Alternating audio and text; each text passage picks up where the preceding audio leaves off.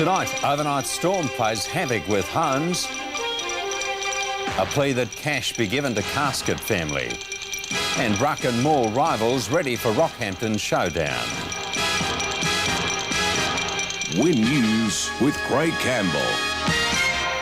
Good evening. Trees have been uprooted and power lines blown down following strong winds and heavy rain that lashed the downs. South West Power and council workers have spent most of the day trying to rectify the problems while police attended to chaotic road conditions. The problems started just before midnight, strong winds forcing trees onto roads and power lines. The Bureau of Meteorology has no way of measuring wind strength in Toowoomba, but it's estimated to have blown up to 56 kilometres an hour, with gusts reaching 75 kilometres an hour. The high winds and heavy rain only made the job more difficult for South West Power crews trying to restore electricity to homes around the region. The first of many trees was uprooted in Wentworth Street around 3:30 this morning, falling across the footpath and into the side of this house, damaging the roof and guttering. The problems continued this morning, fallen power lines creating chaotic situations at a number of intersections around Toowoomba. The lights are out, but people are again not using their intelligence and driving through those lights the way that they should. If they obey by the traffic rules and give way to their rights and use a little bit of common sense, they'll get through the intersections without any problems at all. Flooding also caused some problems, with a number of roads outside Toowoomba cut due to overflowing creeks. But the biggest problem has been with power, with up to 30 trees falling across electricity lines. South West Power crews have been working throughout the night and today restoring electricity supplies around the region, but they say there hasn't been extensive damage. Several small areas around Toowoomba have been without electricity at times throughout the day, with most of the extended power losses in isolated areas. Bernadette Young, Win News. Meantime, weather watchers are keeping a close eye on the skies around the downs, the DPI predicting one of the best winter crops in years. Since 9 o'clock Tuesday morning until 9 o'clock today, 140 millimetres has been dumped on Toowoomba, 160 in Chinchilla, with other major centres recording similarly high figures. Average May rainfall has already been surpassed in many areas. In some cases, the May to July average also exceeded. At the moment, this is the picture pool we had this morning at about 5:30. You can see quite a band of rain running over the Oakey Toowoomba area. And if we go forward in time, we can see the cloud advancing down through the downs and clearing from the north. You can see there's clearance coming through the north. And that's the main body of rain that's been moving over us the last 24 hours. The Bureau says a deep low off Harvey Bay is the culprit, winds dragging moisture onto the downs. It's a fairly unusual situation this time of year, although looking back through records, this has happened probably once every, say, 15 to 20 years. We get a good break in the season with rains in May. The main message from the Weather Bureau is that the heaviest of the rain is now behind us, and we're looking forward to a mainly fine weekend. Down at the DPI, long-range weather forecaster Roger Stone says the rain wasn't a complete surprise. Some of our more experimental models did suggest some short bursts of heavier rain, and evidently the peanut industry was advised of this last year, so there was some warning out that we would have some bursts of heavier rain around this time. Pressure indicators over the past 8 years have shown nothing to smile about until now. First time in a long time the graph is staying positive. The trick is, though, we have to keep it up high for another month or so before we can be sure we're right back to a reasonable sort of climate pattern. It's probably the best rain we've had for this late autumn period for about 6 years or so. So we'll give the Darling Downs its first decent winter crop for many a year. Paul Stone, Win News. DPI inspectors are fearful the fungal disease found in Lockyer Valley sorghum may have spread throughout the Downs and into central Queensland. Survey teams have found positive traces of the ergot fungus around Pittsworth, Southbrook and Westbrook on the inner Downs. They have also begun investigations into southern central Queensland today. It's expected more properties will be in quarantine tomorrow. Growers with suspicions about their own crops are asked to contact the DPI on 076 690 824. Toowoomba's Aboriginal community has moved towards establishing an advisory committee to tackle issues like unemployment, law and order. The committee would liaise with the Toowoomba Council. It's also hoped an Indigenous person will be elected to council. Aboriginal community members met with Toowoomba City councillors and staff to discuss the process of electing councillors. In the last council elections, Darby McCarthy unsuccessfully ran for office. During the next elections, the Aboriginal community plans to support its candidate with a strategic campaign. I think we actually need a voice, a representative for the Indigenous community to actually speak on issues that we feel are important within our own community, as well as issues from across the board. Ms Griffin says Aboriginal input on council might have changed its outlook on past issues, like the Bridge Street quarry. I'm not sure if it would have actually changed the whole decision, but I really feel that if there had been input into those decisions by the Indigenous community, then perhaps that decision may have been slightly different. During the sessions, the community will also address the issue of setting up an advisory committee to liaise with council. It would look at a range of issues, including young Aborigines, law and order and unemployment. We've got to then be able to work with the council and work with the community, bring any issues across the board, and especially within our Indigenous communities, to council. Ms Griffin says Aborigines in the past have been reluctant to speak up on issues, and it's now time to change that. Christina, Ferris, Win News. The Golden Casket Office is remaining firm on its decision not to award a $100,000 prize to a struggling Toowoomba family. Member for Toowoomba North, Graham Healy, has made a plea to Parliament asking for the decision to be overturned. Earlier this year, the Bumate family thought they'd won $100,000 on an instant scratcher ticket, only to be told by officials that the ticket had been superimposed with a ghost print from another ticket. The rules state that the ticket is invalid, but member for Toowoomba North, Graham Healy, has taken the issue to Parliament in the hope something can be done. Look, I raised the matter in State Parliament in the hope that perhaps the Golden Casket Office would show perhaps a little bit of compassion towards the plight of the Bumates, who are struggling and, of course, have recently had a death in their family overseas. Catalina Bumate's sister-in-law died recently. The family hoped to use the winnings for funeral expenses. Well, the only official word from the Golden Casket Office so far has been through their solicitors to solicitors acting on behalf of Mr and Mrs Bumate, virtually saying, I'm sorry, the rules are rules and they can't be broken. Mr Healy says millions of unclaimed winnings are churned back into the system each year, pleading with the Golden Casket Office to make an exception. The matter is quite clear as far as the rules are concerned, but, you know, in this day and age it would have been a nice gesture and, well, maybe it's not too late. Paul Stone, Win News. Toowoomba's taxation office could remain open following an agreement to negotiate the closure of regional offices with the Public Sector Union. The Industrial Relations Commission earlier this week strongly recommended the negotiations. They'll begin tomorrow with union delegates from regional branches, including Toowoomba, attending. The Commission instructed the tax office to abide by various awards and agreements during the closure process. The union says failure to meet the terms of the agreements could see the decision to close overturned. Queensland Governor Leneen Ford awarded a bravery medal to a Jandowae man today for rescuing a critically injured man from a burning car. 32-year-old truck driver Brian Woolard dragged Toowoomba man Merv Bond from his burning four-wheel drive outside Mooney 18 months ago. A challenge to the controversial aviation fuel levy has been defeated at an Aero Club conference held in Toowoomba this week. The Aircraft Owners and Pilots Association narrowly lost the battle against light aircraft pilots, having to pay a 16-cent facilities excise. The three-day Royal Federation of Aero Clubs Australia annual conference heard a motion calling for the abolition of the aviation fuel levy.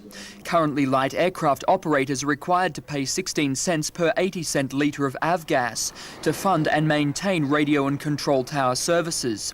The Aircraft Owners and Pilots Association says the levy is unfair because not all light aircraft operators use such facilities. But the Aero Federation says scrapping the current system would have negative implications. The charges that would have to be inflicted on the industry in the way of landing charges would be so high that they would deter a lot of people from flying at all.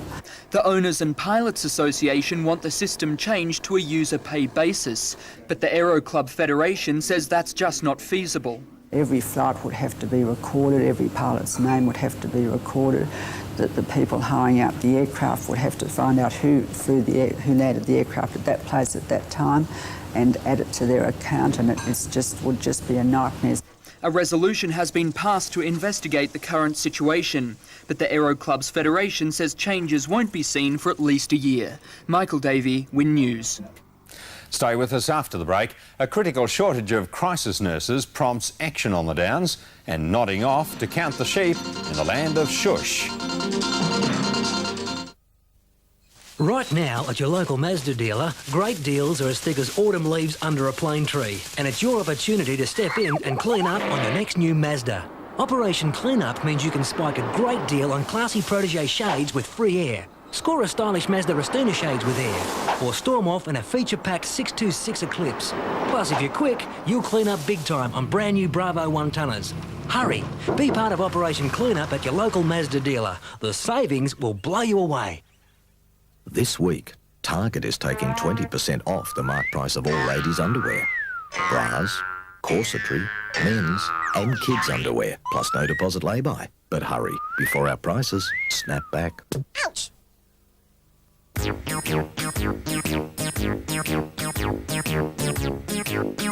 On Saturday, May 11, you could be living on Easy Street. If you want a good laugh, enjoy country music, love a good story and want to be thoroughly entertained, then book now for Long Gone Lonesome Cowgirls, the smash hit comedy of 1995. Oh, I'm going to Jackson. Hey, did you ever sleep with your boots See it now before the return Brisbane season and national tour. Long Gone Lonesome Cowgirls, a LeBois Theatre production, presented by Queensland Arts Council and Commonwealth Bank. Loads of laughs, music and drama. Book now for Long Gone Lonesome Cowgirls. I don't get it. I thought NZ just did breakdowns. Then you should get to know us better. NZ have service centres Australia-wide, where you can call in or we'll come to you for regular services. Like now. Get smart. Get to know NZ.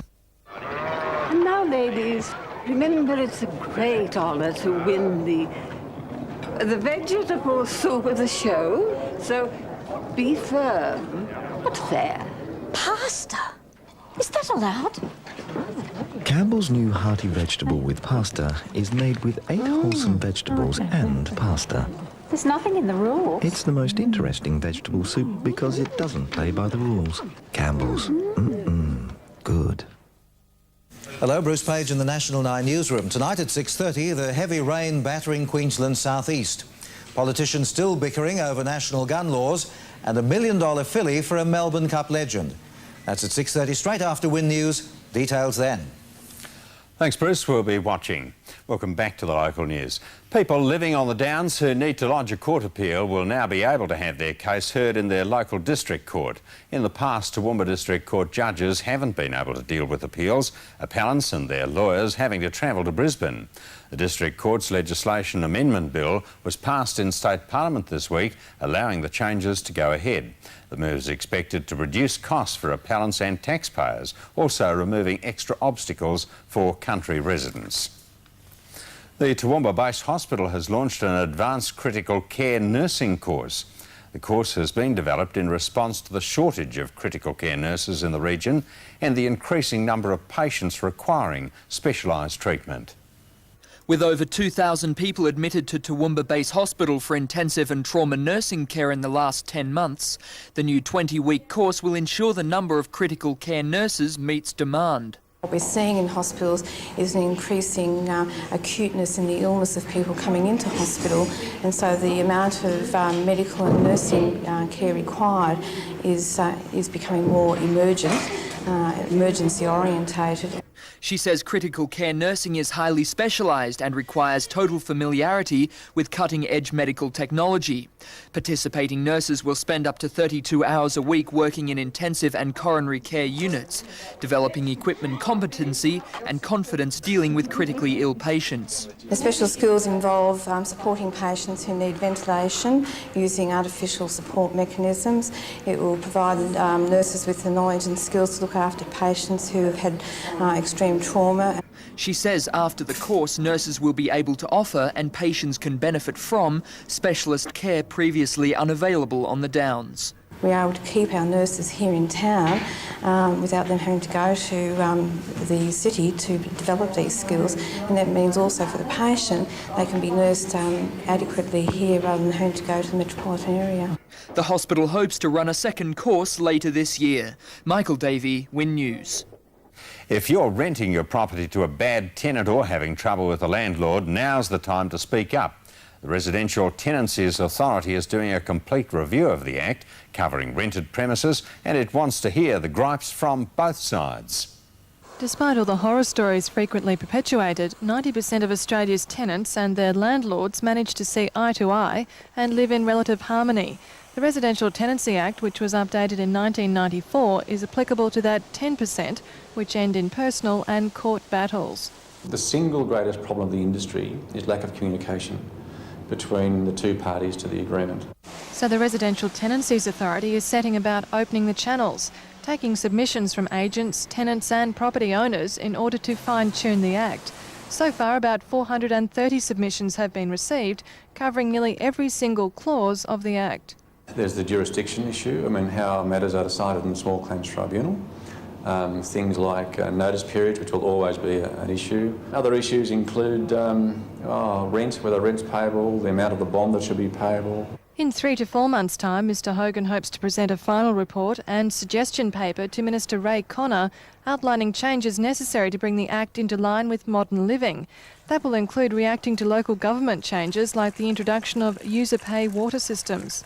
With a lot of local government areas turning to a user pay system, that model simply won't work. And we have to reflect what local government areas do in the Act, but until we find out what they're going to do, we can't change the Act. So it's a case where the Act has to reflect the real world. Kirsty Bozeman, Win News.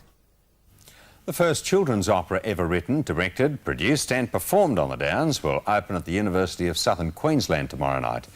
The Land of Shush is a vibrant fairy tale designed to give children their first taste of opera.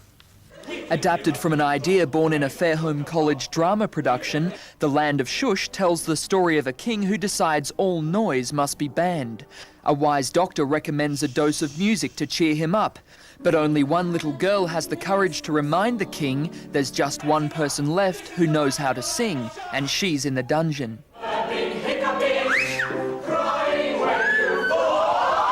We've got 3 very large men called the Noise Patrol who check to make sure that there's no noise going on, and they're great fun. We've got a king and a queen who are in modern dress, and actually one of them has a rap song, so that's a bit of a departure, I guess, for an opera. We've got a chorus, we've got lots of colourful costumes and a very colourful set. The Regional Arts Development Fund provided a grant for the opera to be developed. Kingaroy composer Russell Bauer added the music to Robert Ketton's script, and what resulted was a totally local, full-scale opera simplified and coloured for children. One of my ideas in writing it was to introduce young people to the concept of opera, and so we've got duets and arias, we've got recitative, we've got characters in there that do nothing but sing, and so we've got, if you like, the whole paraphernalia of opera. The Land of Shush opens at the University of Southern Queensland tomorrow night, runs until next Friday, then tours to Warwick, Kingaroy and Stanthorpe. Michael Davey, Win News. To the share market now, the big Australian continues to surge, at one stage hitting a high just under $20 before closing the day at $19.84. Petros is steady at 81 cents and CSR down 1 to 4.58.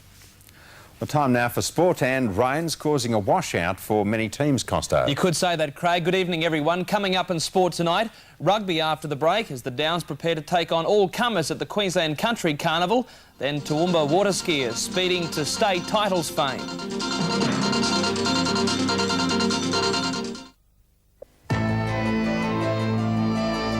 A few ladies were running up the hill towards us, screaming, "Go back, go back, there's a man with a gun."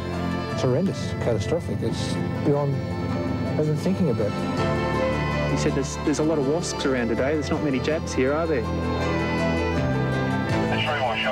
All Tasmanians and all Australians will be sick at heart tonight at this dreadful massacre. Rely on National 9 News and The Current Affair to tell you exactly what's happening.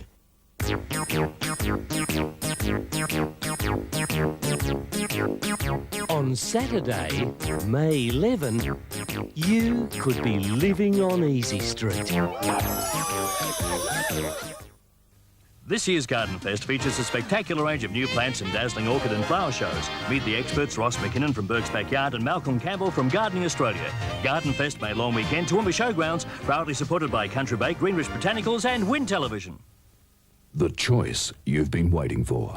Mitsubishi introduces Australia's newest 6. That choice is waiting for you at your Midwest Mitsubishi dealer. See it, touch it, drive it at Len Paddy Mitsubishi Toowoomba and Dalby, Lindenberg and Company Pittsworth, Graham Collins Mitsubishi Warwick, Ainsworth Motors Chinchilla, Dundas Mitsubishi Kingaroy, Mergen Mitsubishi and Tate Motors Gundawindi. Now, that's a feeling.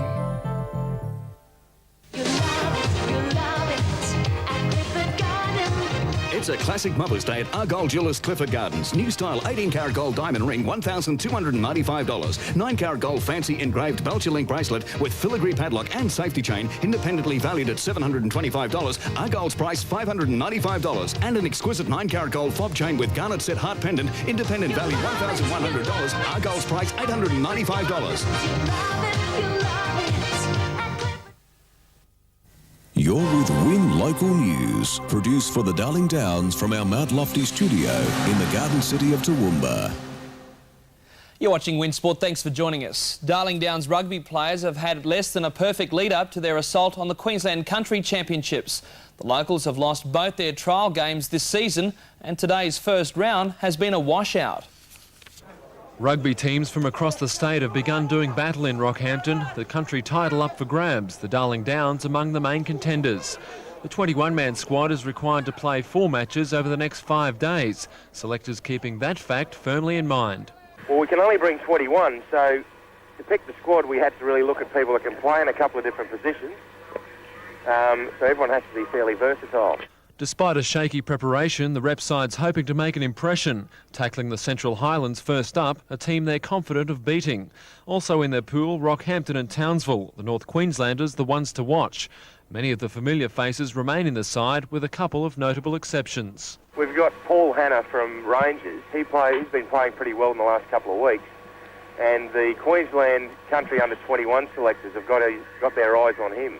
Like the Downs, Rockhampton has been dealt a deal of rain over the past few days, but with finer weather forecast, Coach Long hopes to play running rugby and keep an open mind about the competition. We'll try for the running game, but we'll see how we go with the mud, eh? Paul Stone, Win News. Toowoomba's Peter Watts has taken out the Australian 40 to 44 years title at the prestigious Mooloolaba Triathlon. The race, won by Miles Stewart of the Gold Coast, included a 1,500-metre swim, a 40-kilometre bike ride and a 10k run. Watts completed the course in just over 2 hours, also winning a state title after remaining undefeated in 6 races. Toowoomba's Tony Gillam and John Rafter also performed well in the race, placing 4th and 6th in their respective categories. The Toowoomba ski boat Little In June enters this weekend's State Lane Racing Championships as hot favourite. At least 12 boats are expected to contest the championships and the wind and rain on Bjelke-Petersen Dam. Skidding across dam waters at speeds of more than 110 kilometres an hour is probably not the average sportsman's idea of a good weekend, but it's the thrill of staying upright and probably the pain of falling off that keeps lane races going around. Lane racing is, we have a set of tyres out in the dam or floats, and each boat has its own course, and they're about 400 metres apart, and you tow your skis around those. So if we've got 4 lanes out, we have 4 boats, and they've each got their individual lanes. This weekend, 12 boats will take to the waters of Kingaroy's Bjelke-Petersen Dam, including series leader Jeff Campbell's Little Engine, fellow Toowoomba entrant It'll Do, and Oakey's Who Cares. The boats accumulate points over a number of runs with different skiers on different skis, all doing 2 or 3 rounds at breakneck pace. Once the flag drops, it's flat out until the finish line. It's speed and skill. We have different events, like we have lady and a junior together. We might have a plank and a freeboard. That's a ski without any fittings at all. So the poor guy's got to stand on that as fast as he can. So, it is based on the equipment as well. And according to Druce, to come off the skis is a winding experience which could be fairly compared with hitting a brick wall. Oh, it is. You bounce a bit. But we insist the skiers wear helmets to protect them, and usually they wear wetsuits, which, protects them a fair bit. The action continues for 2 days at Bjelke-Petersen Dam, starting early Saturday morning. Kirsty Bozeman, Win News. And that is tonight's Costigan report. Thank you, Craig. Good, Costo. After the break, the local wet weather details with Chrissy and Catwalk Charisma collecting cash for charity.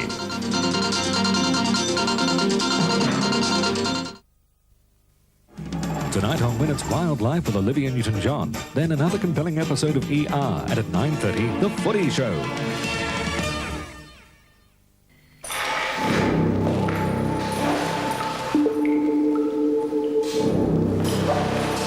Next time you visit the bathroom, take a good look around.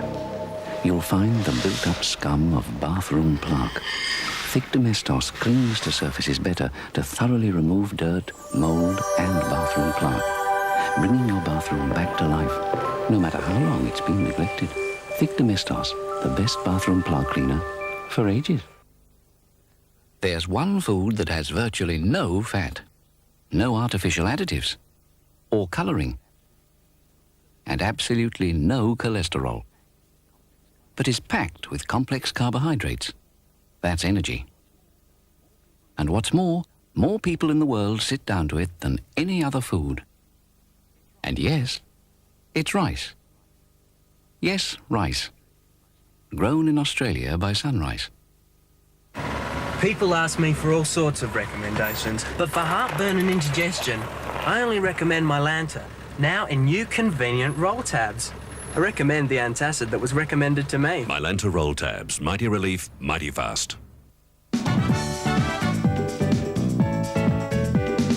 value and quality, freshness that you can see, specials every day of the week. It's Festival's 3rd birthday, and for the next 4 weeks, we'll have unheard of specials like chum dog food just $1.49, honey leg ham $7.99 a kilo, and Rosella variety soups only 99 cents each. Come in for the first week of Festival's 4-week party. Come to Festival, the friendly side supermarket.